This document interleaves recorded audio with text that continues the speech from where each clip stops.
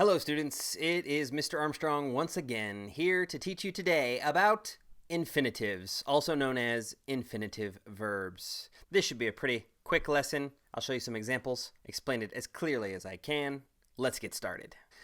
Most simply put, an infinitive is the basic form of the verb or the base form of the verb before it gets changed to agree with a subject. It's also to plus the verb, or the verb as you might find it in the dictionary. So what are some examples of this? Some examples might include to run, to jump, to play, to go, to be, to conceptualize, to imagine, etc., etc. Right? We have a verb and we have the word to, to, in front of that verb. So in other words, an infinitive verb is just to plus a verb. And once again, it's the base form of the verb. Take, for example, these verbs here.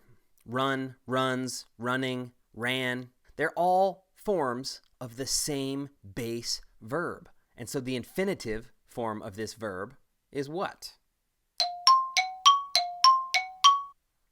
To run. How about this next one? Give, gives, gave, given. They're all forms of the same base verb. What is the infinitive? You got it. To give. To give is the infinitive form of the verb, the base form of the verb. Now, I know what you might be thinking, but Mr. Armstrong, isn't the word to, to, a preposition? And so, wouldn't these be prepositional phrases? Yes, to is usually a preposition. But unfortunately, because English is often confusing, we also always use it in our infinitive verbs. A lot of other languages don't do this. They just have a single word that is their infinitive. But in English, we always include the word to at the start of an infinitive verb, which can make it a little bit confusing in sentences to differentiate between infinitive verbs and prepositional phrases, which is why we're talking about this right now. Let's take a look at some examples. I think that'll help clear things up. All right. In this first example, my dog seems to be happy. We can identify the word to right in the middle of the sentence.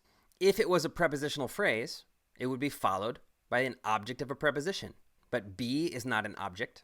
Happy is not an object. There are no objects after the word to, but it is immediately followed by a verb. So if we can identify the word to and we look at the word right after it, if it is a verb, then it's an infinitive verb. To be is an infinitive verb, and happy is just an adjective describing the subject of this sentence, the dog. Let's look at another one.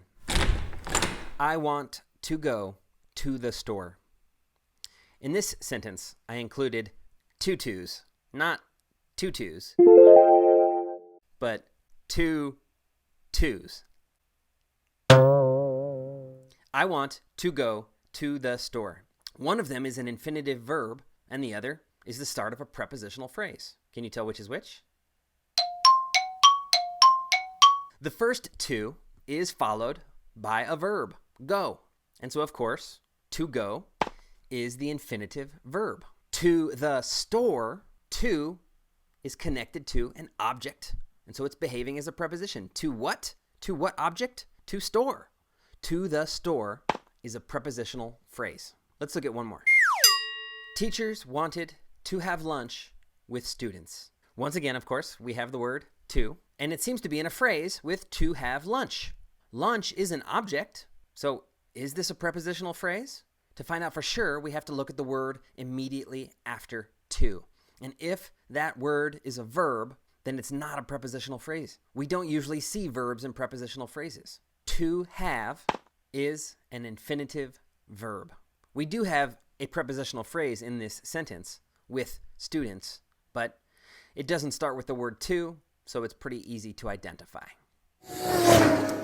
So, in summary, if you see the word to in a sentence, and that's to, not two or too, if you see the word to in a sentence, look at the word immediately after it.